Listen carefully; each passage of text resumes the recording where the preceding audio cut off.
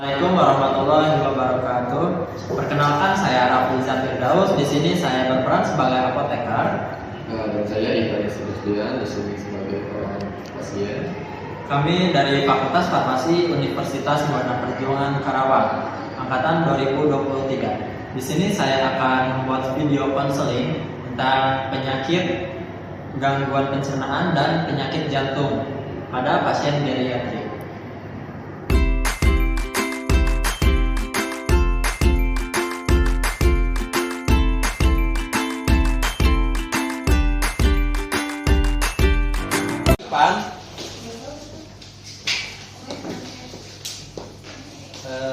Kenalkan Pak, saya apoteker Rafli yang bertugas hari ini di rumah sakit ini.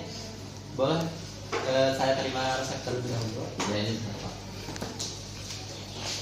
Apa betul Bapak namanya Ivan Yusuf? Betul. Umur Bapak 70 tahun? Betul.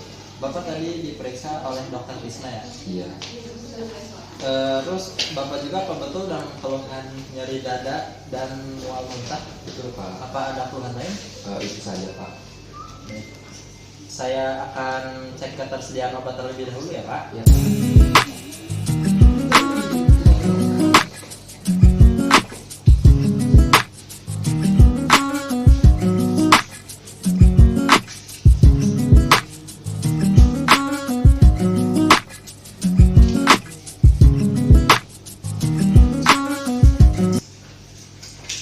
Ini ada Bapak diberikan 5 obat. Yang pertama ada obat ranitidin Pak, ini diminum 2 kali sehari. Terus ini ada obat domperidon, ini Bapak diminum 3 kali sehari ya Pak. Terus ada paracetamol ini diminum 3 kali sehari. Kemudian ada obat bisoprol, obat jantung ya Pak, ini diminum 1 kali sehari. Sama ini obat nitrohab diminum 3 kali sehari. Mungkin Bapak boleh terlebih dahulu ke ruang konseling untuk lebih lanjutnya Pak. Boleh Pak. Selamat pagi Tuan Ivan, perkenalkan saya Rafliza Firdaus, saya apoteker di sini. Saya akan memberikan penjelasan mengenai obat-obatan yang Bapak akan konsumsi.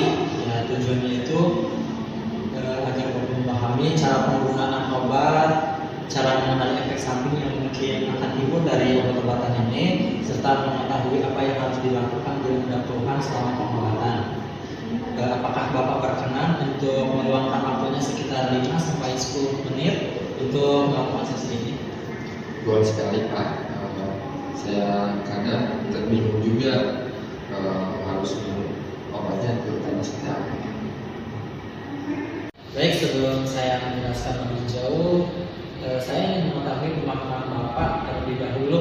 Apakah Bapak sudah mengetahui fungsi dari masing-masing obat yang sedang Bapak konsumsi, dan bagaimana biasanya Bapak meminum obat-obat tersebut setiap hari? Sejujurnya saya belum begitu paham. Biasanya saya minum sesuai petunjuk di bungkusan obat. 3 kali sehari, begitu saja. Kadang juga sekali suka lupa. Baik, tidak apa-apa Pak. Saya akan lanjut jelaskan satu persatu secara detail agar lebih mudah diingat dan bisa dikonsumsi dengan lebih aman dan efektif. Baik Pak, mari kita bahas satu persatu obat yang Bapak konsumsi ya Pak. Yang pertama ini ada obat ranitidin 150 mg tablet, itu diminumnya 2 kali sehari. Obat ini itu untuk mengurangi produksi asam lambung berlebih. Biasanya untuk mengatasi mah atau reflux asam lambung, ya diminum 2 kali sehari, yaitu pagi dan malam sebelum makan. Ini penting untuk diketahui bagi Bapak karena ranitidin saat ini sudah sebenarnya tidak direkomendasikan secara luas ya, karena adanya risiko kontaminan yang bersifat karsinogenik. Oleh karena itu saya sarankan Bapak berkonsultasi lagi dengan dokter untuk mengganti dengan alternatif seperti famotidin. Kemudian yang kedua ini ada obat domperidon.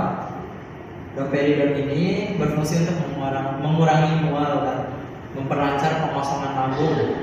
Obat ini diminum 3 kali sehari ya Pak, sekitar sebelum makan, 3 kali sehari sebelum makan. sekitar 15-30 menit sebelumnya. Efek sampingnya mungkin akan timbul pada obat domperidon ini adalah rasa kantuk atau palpitasi atau jantung berdebar. Bila Bapak merasa tidak nyaman, jangan ragu untuk melaporkan ke dokter atau apoteker. Kemudian yang ketiga ada obat paracetamol.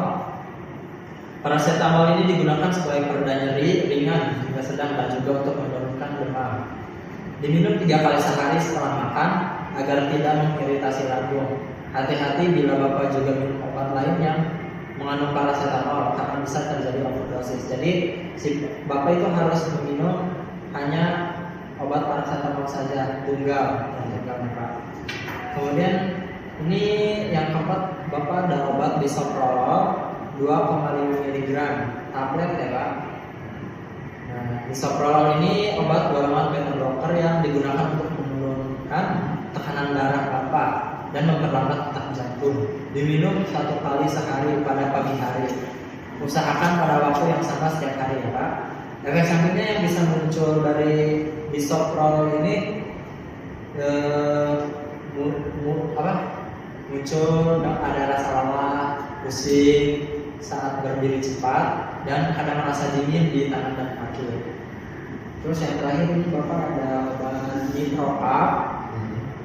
Obat ini digunakan untuk membantu mengurangi rasa nyeri dada akibat gangguan jantung atau angina pectoris ya Pak. Diminum 3 kali sehari sebelum makan. Efek samping umum yang muncul pada awal pemakaian ini sakit kepala dan rasa pusing karena pelebaran pembuluh darah. Bila terlalu mengganggu, ya mungkin Bapak segera konsultasikan dengan dokter atau apoteker yang menangani Bapak. Mendengarkan penjelasan tadi, apakah menurut Bapak ada kendala atau kesulitan dalam mengikuti jadwal minum obatnya? Saya itu sedang lupa, terutama yang 3 kali sehari. Kadang cuma 2 kali. Ya memang cukup banyak obatnya ya Pak.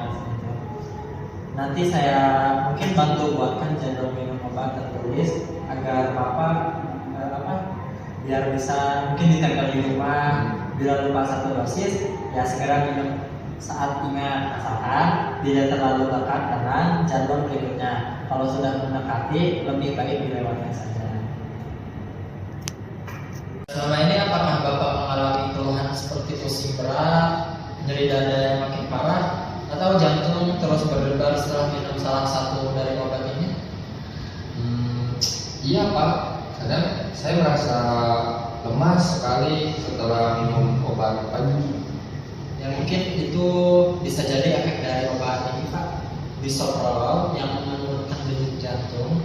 Tapi jangan hentikan sendiri ya Pak.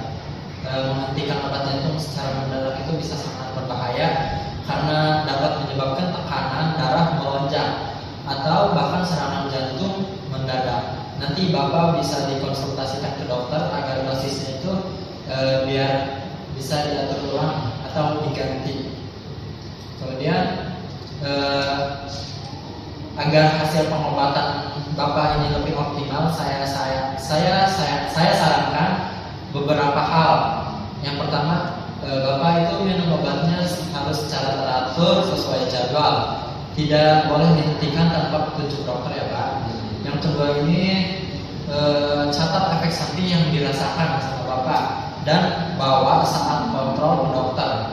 Yang ketiga, jaga pola makan.